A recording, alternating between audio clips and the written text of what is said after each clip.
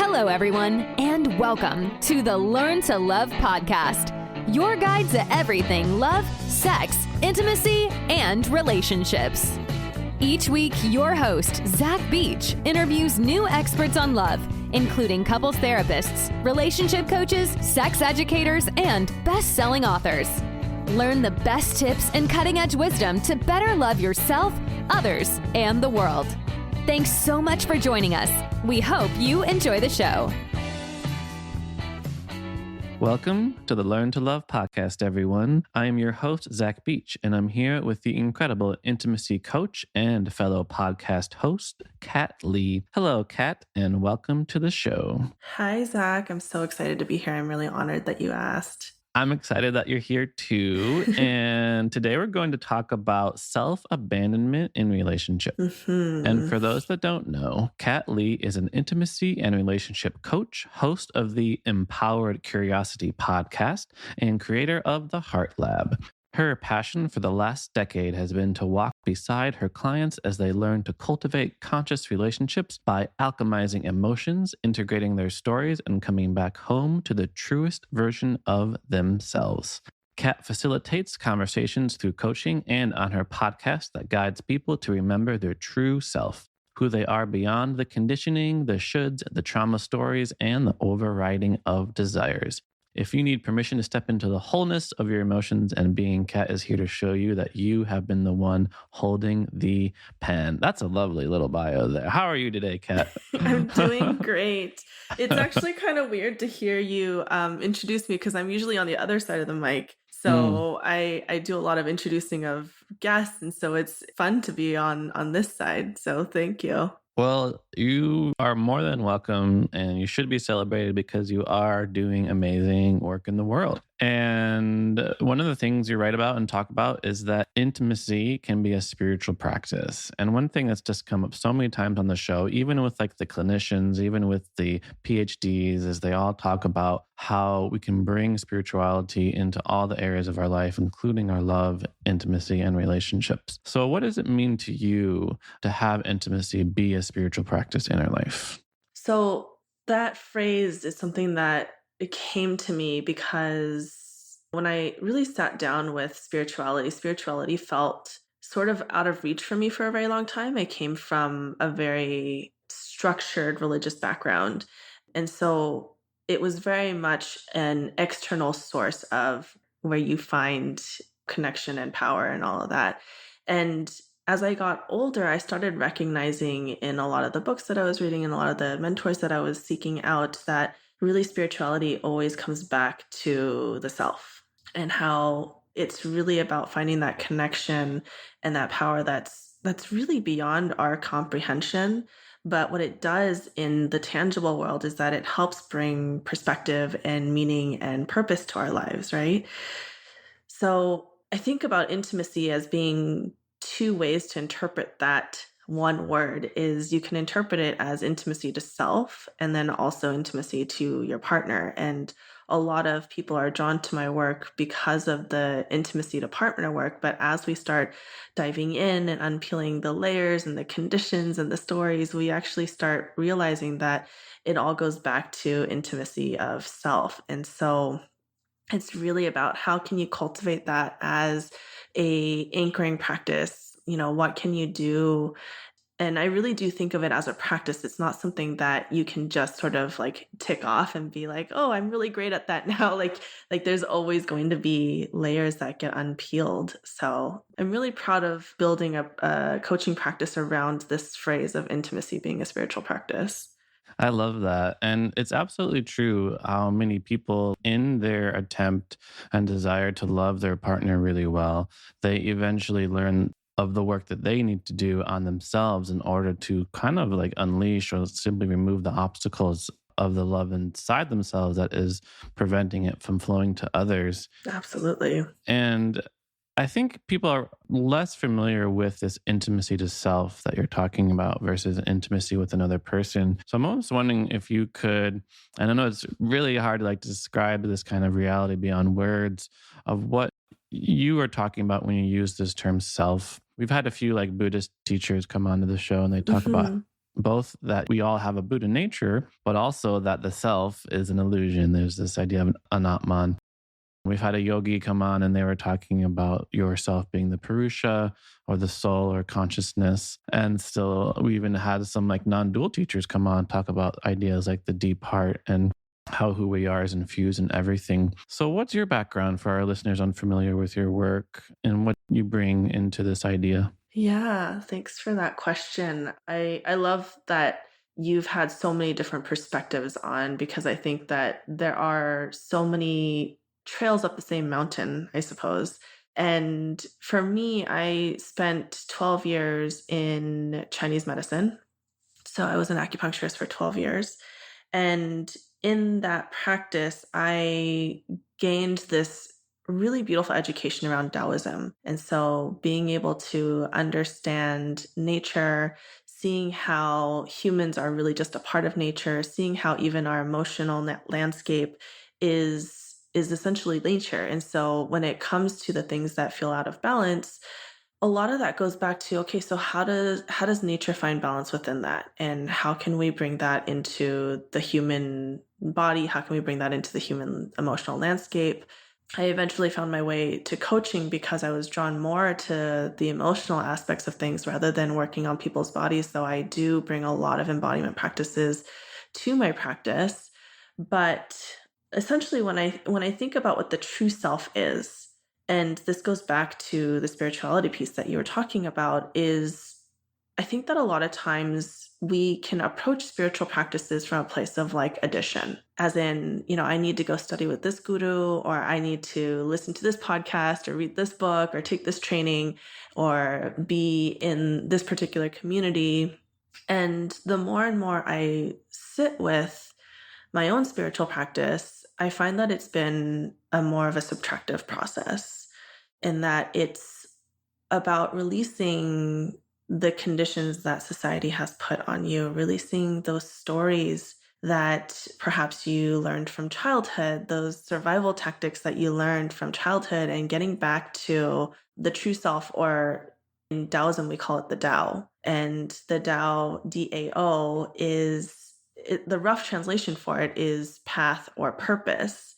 And we are all born with this innate sense of having a purpose, having a path. And along the way, we sort of lose that way. And we have to, like every single one of us, we have to find how to access that subtractive process of spirituality to get to that true self. And I think of true self in my head as I'm speaking it out loud. I think of it with the capital S. And so who am I when I am being still? Who am I when I can release all those stories? And I think that that's really what it comes down to. And if you can show up as that person in relationship, there is just magic that happens. Absolutely. I love those questions of inquiry that you just mentioned. You said, who am I when I am being still? And who am I when I have released all of my stories? And that's such a really wonderful practice, this level of sort of shedding layers of stories and tensions and tightness and ideas we have about ourselves in order to kind of discover this nameless, changeless, formless essence of who we are. And it's awesome to hear your background in Taoism. I love the Tao Te Ching. I love so many quotes from the Tao Te Ching I love, but the one that's coming to mind right now is kind of this idea that the Tao that can be named is not the eternal Tao. Mm-hmm. And this idea that there is something inside of all of us that we can't quite name, but we can discover and become by becoming still and shedding all those layers. Yeah. Yeah.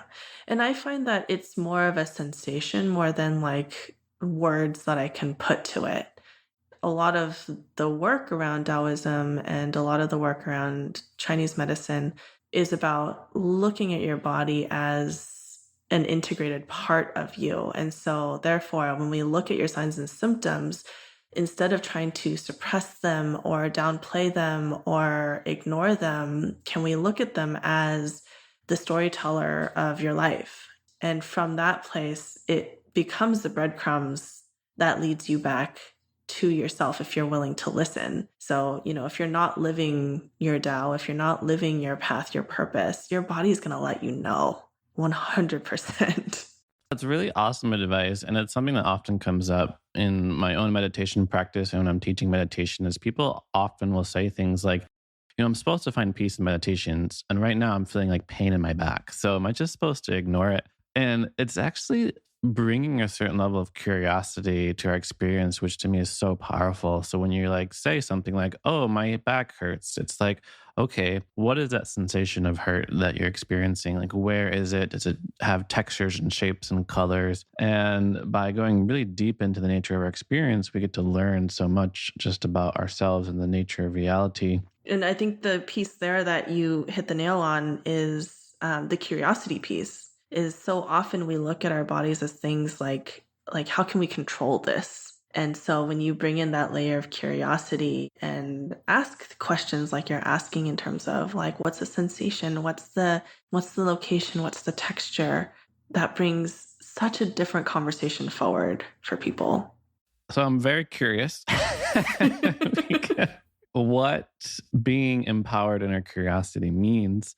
So this is like your work in the world. So if you want to find Kat Lee, just go to empoweredcuriosity.com, Empowered Curiosity on Instagram, hop on the Empowered Curiosity podcast. So for those unfamiliar with the kind of combination of these two terms, what is empowered curiosity? Yeah, I kind of came up with the business name on a whim, like the brand name on a whim. And you mean you were in flow with the Tao and it just came into your intuition? And as the years have passed, I feel like it's become something that I've grown into.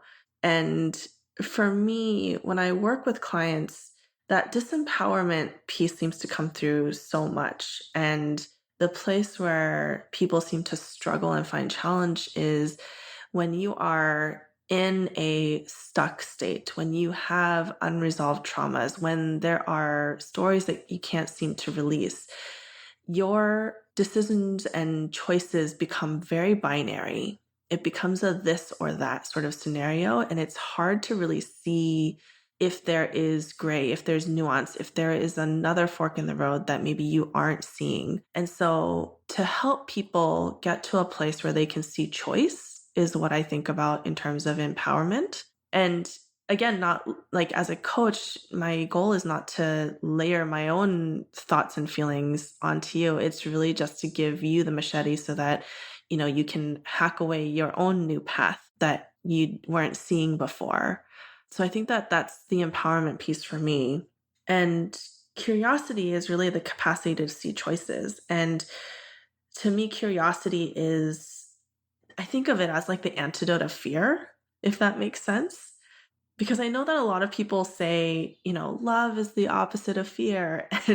But to me, in my own somatic experience, when I'm in deep fear, love feels so inaccessible. It feels like it is oceans away, but curiosity feels like a step I can make. So if I can take that first step into curiosity and then maybe take a pause and reassess and again, there's that piece of choice and empowerment is, can I see different choices from this perspective, from this rock instead of the rock behind me? And I think curiosity, honestly, like I have a very specific feeling in my body when I'm feeling curious. I don't know if you have that same sort of experience, but I've played with this idea of curiosity so much that like I can recognize when I'm feeling that tug. And every time I've moved towards that tug and taken that baby step towards curiosity, it's led me so many places in the world, traveling, relationships, new people, even major shifts in my career. But I would say that the most important place that it's led me to is really within. And when I can get curious about the process that is that like constant unshedding and unfolding and unraveling that we just talked about, I can always come back home to the truest version of myself. And that's really, hopefully, and, I've built my DAO, built my career on this is helping people get to that place where they can embrace that for themselves. Yeah, I was recently reminded of a teaching by a Buddhist teacher, Jack Kornfield, and he was saying how there's like two types of suffering. One is the kind we run away from, which is where most people are at. And the other one is the one we turn towards and are Yeah. able to see and able to notice. And bringing that level of openness and curiosity to all of our experience ends up releasing its hold on us. I love that. Yeah. I think there's a beautiful author, Resmaa Menakem, who speaks really similarly of like clean pain versus dirty pain. Because to a certain extent, like life is going to be painful, especially if you're going to invite in love. Love is going to be painful. And so if it's clean pain, we can alchemize that. We can find a purpose, we can find a perspective for that. When it's dirty pain, we end up sort of suppressing it, locking it into different parts of our body and holding it. And it turns into trauma, whether that's big T or little t trauma. And so there is that piece of, okay, so this is painful. Can I make a conscious shift to move it into clean pain versus moving it into my body and like locking it into my hip joints, for example, and that mutates into dirty pain. It shows up in all sorts of different ways. I'm sure that, your work in working with people's bodies, you see it. I've been to yoga classes where I've sat on the mat and cried for 15, 20 minutes at a time. And it's because as the body is going through specific movements, when it's accessing different memories, when it's accessing things that you may have not been able to really play with and understand and metabolize, it has to move. It has to alchemize somehow. And Absolutely. I am a little biased in my preference for yoga, just being a yoga teacher and all, because for me and for a lot of people, it's just this really amazing gateway drug because people do come for the physical benefits. Like, I'm very inflexible. I can't touch my toes. I'm going to do these deep stretches. And wow, the hips are just a home of tensions and unreleased emotions. And that's when those deep hip opener poses where people like feel those tears just coming out and like not in like a sad way, but just in a beautiful way. Like I'm finally releasing all this tension that I've been holding on to for so long. yeah. And there's a reason for that, right? Like our psoas muscle, which connects our, low back to our hip flexors, like that psoas muscle is sprung like a spring. And so when you're in fight or flight, when you're in that sympathetic nervous system mode, it's going to tighten up and lock into place so that you can pump your legs if you need to run away from a bear, or, you can move away from a threat really quickly. And the difference is that, like, as human beings, modern human beings, we aren't running away from bears, but we are experiencing threat all the time, whether that is feeling threatened in a partnership or feeling criticized by family, like having deadlines coming up all the time at work. That still to your nervous system feels like a threat. And so it's going to lock up that psoas muscle. And so that gets just locked up in your hip joints. So I see that all the time with my clients where you're like asking about the body and it's like, oh yeah, there's something here. There's something that needs to be released here. And that's why it's so important for me a lot of times to make sure that the clients, students, teachers are involved in their healing and growth process. A lot of people expect to sit at their computer for 40 hours out of the week being in a high stress response and then get a 1 hour passive massage at the end of the week that's going to release their bodies of all that tension. Yeah, that's not what our bodies were designed to do. Not at all. So we've been talking about, I love what you said earlier about how basically empowerment is all about agency, being able to see a range of choices and make the best one, which a lot of people do like come to coaching from that place is they are lost and they don't know which direction to go. And it's not like they have 3 choices and they don't know which one to choose. They're at 0 choices. And finding that level of curiosity, of being open, of exploration also reminds me a lot of like the beginner's mind of like cultivating an openness to learning, new ways of learning and new ways of understanding. So on your path and in your own path of curiosity, of working with your clients, what are some lessons that you have discovered on your path? I think curiosity has led me so many places. I know that I'm in a state of fight or flight. I know that I'm in a sympathetic response when I can't see any choices or my choices are narrowed down to 2 and they both feel really shitty, right? And so curiosity then becomes the tool that I use to cut myself a new path. Because oftentimes there is a third path. We just haven't seen it past the brambles yet. And so I think that that's my biggest lesson when it comes to curiosity is if I can wield that sword of curiosity, then I have the capacity to see a different path than my nervous system is really allowing me to see at that moment. Absolutely. There's just so much wisdom in how love, connection, positive feelings open us up. And those stressful, negative flight, fright, freeze responses close us down. It literally narrows our vision, both in how we're able to respond to our current situation, but also in the vision we have for ourselves and the world. And I'd love to shift for today's topic because I'm very curious. I'm still quite curious how all this kind of ties in together when we talk about self-abandonment in relationships. Let's just go right into it. So what is self-abandonment? What does it mean to abandon ourselves?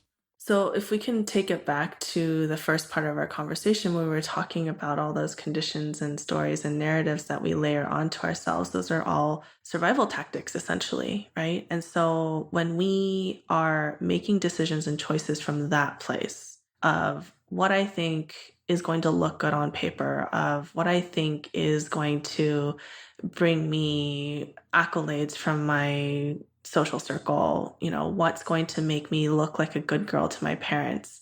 That's where you start self-abandoning. And in order to do that, you have to stop listening to your body, I think is one of the first things that happens.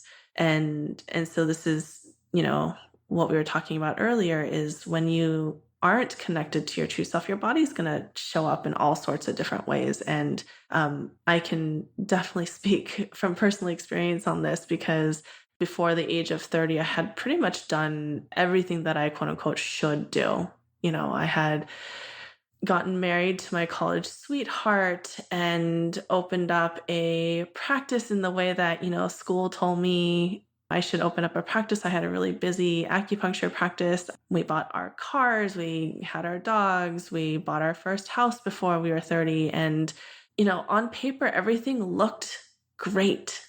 And at the same time, I got to that top of the mountain and I was like, this doesn't feel good. For some reason, this does not feel good. And my coping mechanisms were drinking and binging out on television and buying too many things. And at the time, I had this horrible insomnia. Like I had been on all the drugs that you can think of for sleep and done all the acupuncture, done all the meditation, and my body was just like, nope, we're just not sleeping. And when you get to the top of what you think your life should look like and you feel like that's a pretty hard place to be. Because then at that point, it's like, where are the choices, right? I have nowhere to turn. And really, when it came down to it, is the relationship, even though, we were both good and decent people, we weren't good and decent for each other. And so in order to stay with him, in order to be in this relationship that I had invested so much time and energy and resources into, like I had to mold myself to become somebody who would be like the good wife for him. And that person was not who I was at the core. That wasn't who my true self is. And so this self-abandonment piece is really about how can you get back to that true version of you? And that relationship and intimacy with self has to come first before you can cultivate a relationship and intimacy with other people. And for me, it took a divorce, but in that divorce came a liberation. And I don't think it was a one-sided liberation. In fact, when I look back on the relationship and look at how my ex-husband is doing now, like us getting divorced was the best thing for both of us. That was actually the truest version of our expression of love, because it allowed us to be who we were. Because as much as I was self-abandoning, he was self-abandoning as well. And so we have a tendency to override our boundaries. We have a tendency to place ultimatums on our partners when we're in that place of self-abandonment. which is never a good place to create a trusting and loving relationship. So I think that that's where that self-abandonment piece gets tied into, who are you as your true self? And that relationship and intimacy to self, that spiritual practice that you have and that commitment that you have to yourself to go back to and remember and reclaim who you were before, like who you were as an infant. We all come into this world knowing who we are, and then we sort of lose sight of that. And through these trials and tribulations, we're being invited to come back to that. Yeah, absolutely. I resonate with so much of what you're saying right now. And I do think that everyone is on this planet for a purpose, for their soul's purpose. And in yogic philosophy, we say you were incarnated into this form because you have a karmic role to fill out. You have your dharma. And no matter like what belief system you ascribe to, we do have to kind of discard what society and culture or our parents or what others say that we're supposed to be living and find out the way that we are rooted in our own passion and purpose and live the life that is true to ourselves, which is really challenging because society and culture will put all sorts of expectations and desires about what is the right way to live in this world. Absolutely. And we are herd animals. And so we have this like innate feeling of wanting to be part of the herd. And so separation from the herd might mean like an actual feeling of, abandonment or death. There's multiple deaths that we go through in a lifetime. And in the Taoist traditions, we talk about being able to navigate through several ego deaths in a lifetime. And so as you are releasing these stories and conditions, if it feels like a death, that's because it is.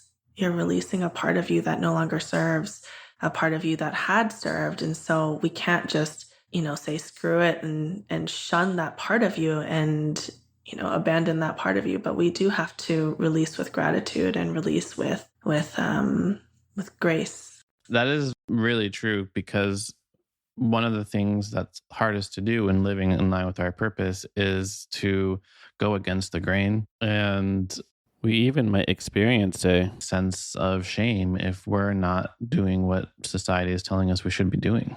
And I do feel like this really taps into the importance of setting healthy, life-serving boundaries for yourself, because part of that releasing of expectations of others and society is kind of like this level of like saying no. Yeah. Like I'm imagining like your parents telling you, you have to become a doctor. And there's this little voice inside of you that says, no, you're an artist. Like, go pick up a paintbrush.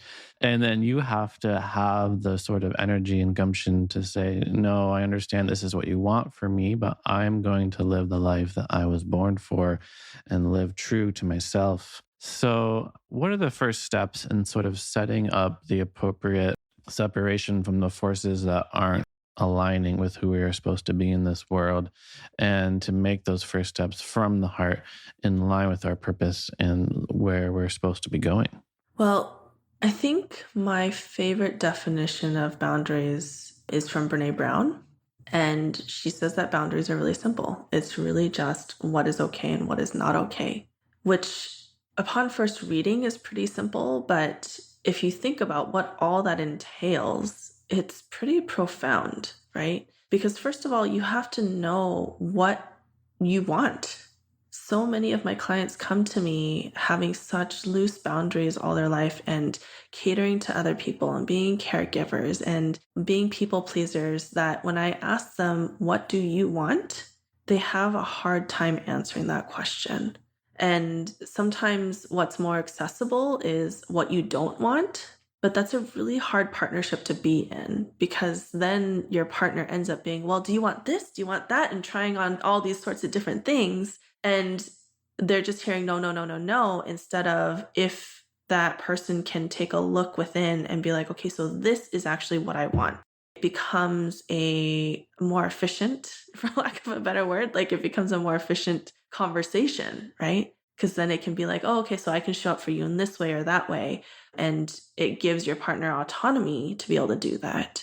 So I think that's the first piece is actually doing that, again, that layered work of releasing stories and conditions. So you know within yourself what it is that you want. And from there, you can state, am I allowed to say bad words on this podcast? Yes. Yeah.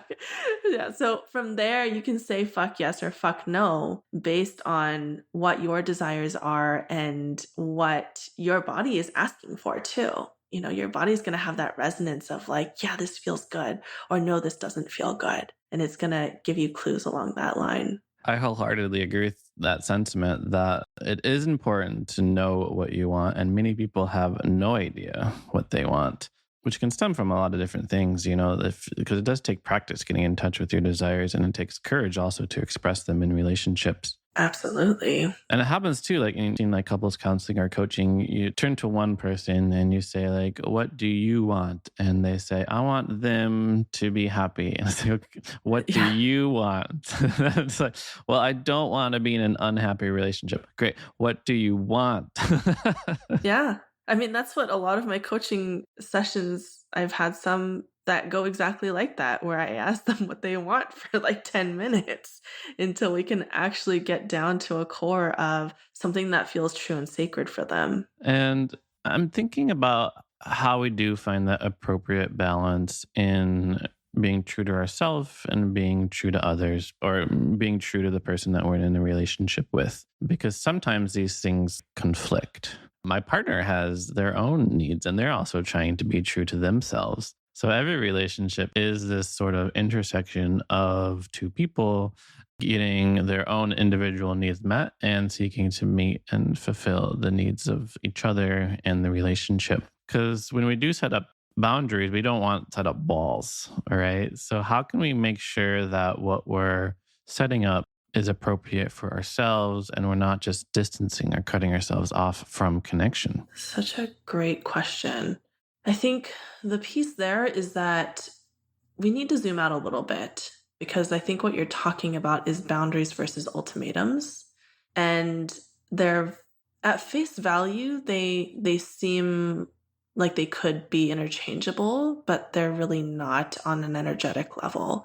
And when I think about boundaries, I do think of it as a collaborative process. And so there is that compassion, that understanding that your partner is doing their best. And so this example that you gave of like, I want to meditate for 2 hours every morning, but my partner can't provide that for me because the kids, you know, and life and all of that, that might be painful for you to hear, but that's not your partner being a bad person or being a shitty partner. That's just, there needs to be a give and take, right? And so with boundaries, I feel like it is like there's less of a hierarchical structure. With ultimatums, I find that there is this hierarchical structure of like, I need this and you need to give that to me. And then underneath that is perhaps like an underlying sense of because you have wronged me in some way. I also think about boundaries as being beneficial to both parties. And so if I am given the space to connect to myself, it may not be necessarily 2 hours every morning, but if I am given the space to connect to myself, it's actually good for me and it's good for my partner. And so whereas ultimatums feel very one-sided in terms of I'm just thinking about myself and what my needs are. And so there's like an expansiveness that comes with boundaries. And I also think about boundaries as like communicating about your sovereignty. And so I think it's easier to think about it from the flip side is ultimatums is about controlling the other person. It's about defining the rigid price that your partner has to pay, versus when you are holding a boundary, it's about saying, hey, this doesn't land right for me. And what can we do together to make this okay? And how can we also make sure that your needs are met in that process as well?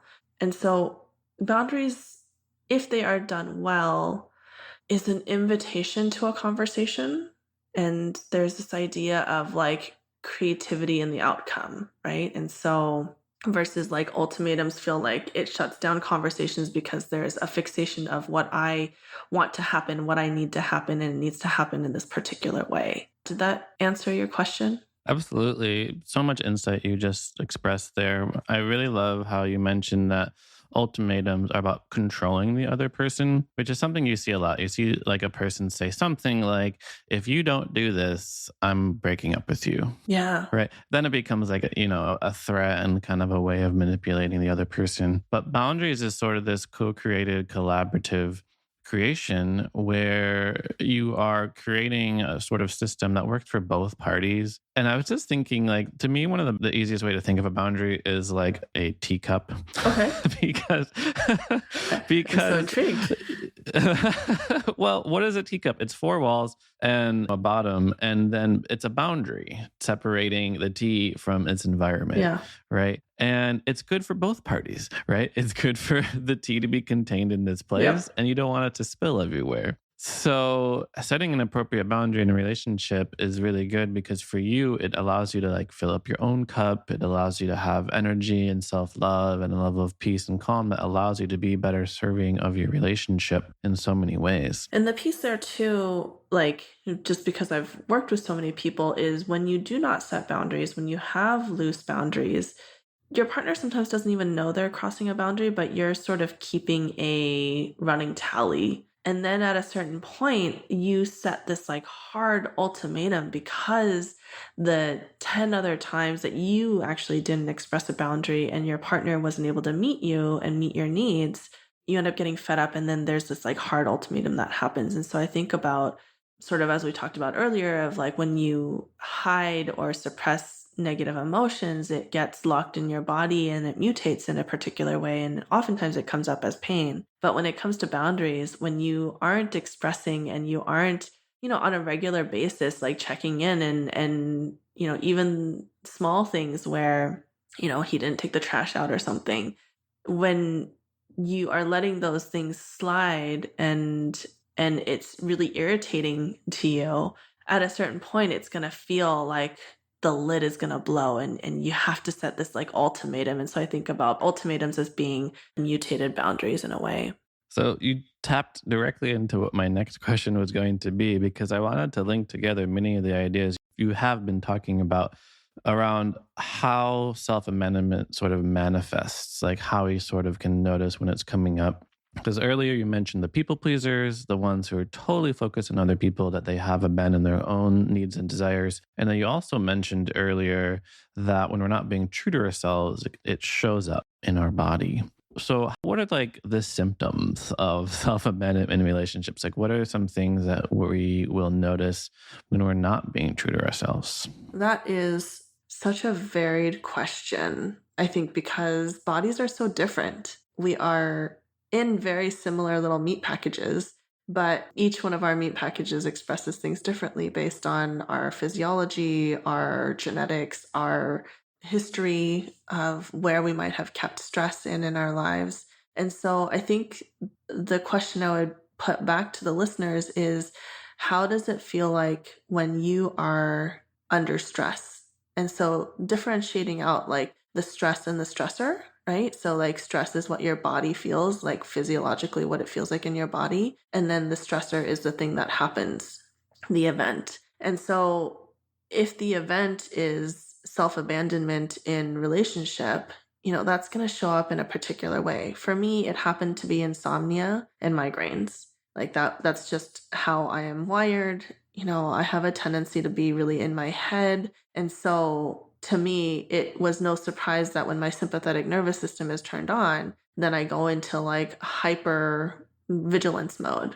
And for some people, it might be the opposite, actually. Like there are a lot of people who disassociate when they're under a form of stressor, and that's how their body expresses stress. And so they might actually end up being really tired and fatigued. And so I think because we all have these different ways of expression and our bodies are all so unique, this question can only be answered by the listener.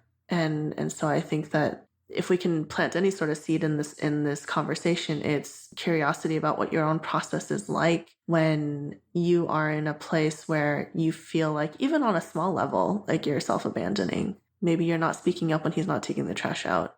Maybe you're not speaking up when you would rather not go see the in-laws this weekend.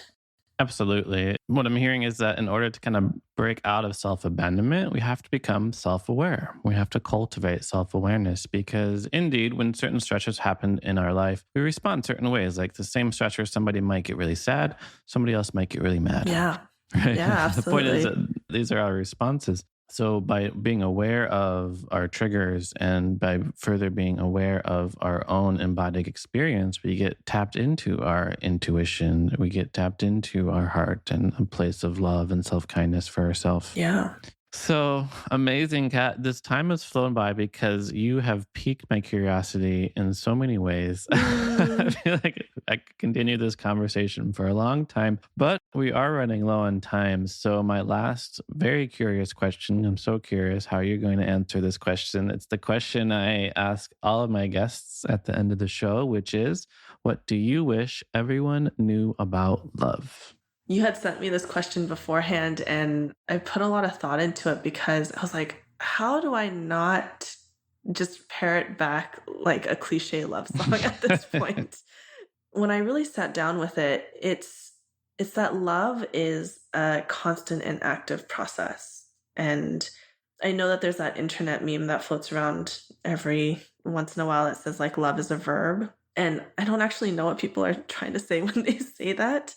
But I think when I say that love is a constant and active process, it goes back to connection. So love is connection, but we all, because we're human beings, we all have wounds from connection. So when we act from a wounded place, it's easy to use love as an excuse for shitty behavior. And so, if you get jealous, you might be saying, I just had to snoop on his phone, or, we've talked a lot about self-abandonment today. And so it's like, I have to do things that aren't in alignment with my own values, my own beliefs, because I love him that much and I can't lose him. So being active in love is about working on your inner child, correcting your ego stories, working on your attachment wounds, taking sovereign responsibility so that you aren't projecting, because only then can love be this like collaborative process. Because when you are not armoring up, when you're not trying to protect yourself from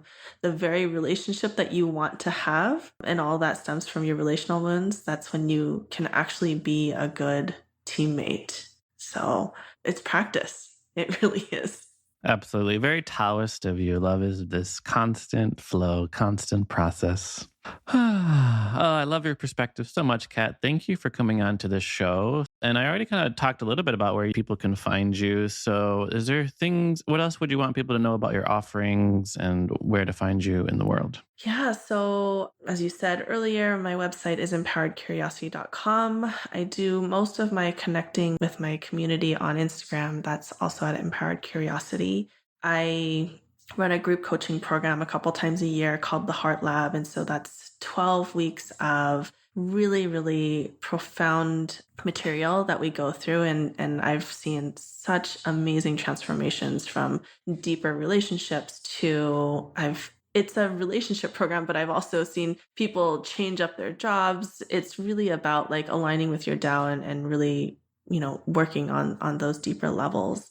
And then I also have a one-on-one coaching practice as well. So those are all the ways that you can find me and work with me. Wonderful. Thank you so much, Kat, for coming on to the show. And thank you, listeners, for listening to the show. We hope you remember a lot. And we also hope you remain curious to learn more. But some things we hope you remember is that there is intimacy to other people and there's intimacy to ourselves. That empowerment is about agency, knowing your choices, and curiosity is our antidote to fear. So cultivate self-awareness by remaining curious, asking yourself questions like, who am I when I am being still? Who am I when I have released all of my stories? And when you do love yourself, you will set up healthy, life-serving, relationship-serving boundaries.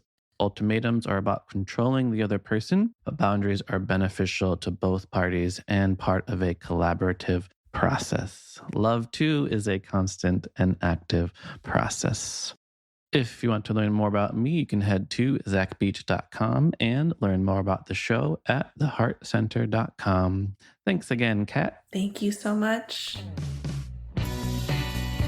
Thanks again for listening to the Learn to Love podcast. To learn more about the show and your host, head over to zachbeach.com or theheartcenter.com. You can also follow Zach on Facebook, Twitter, and Instagram.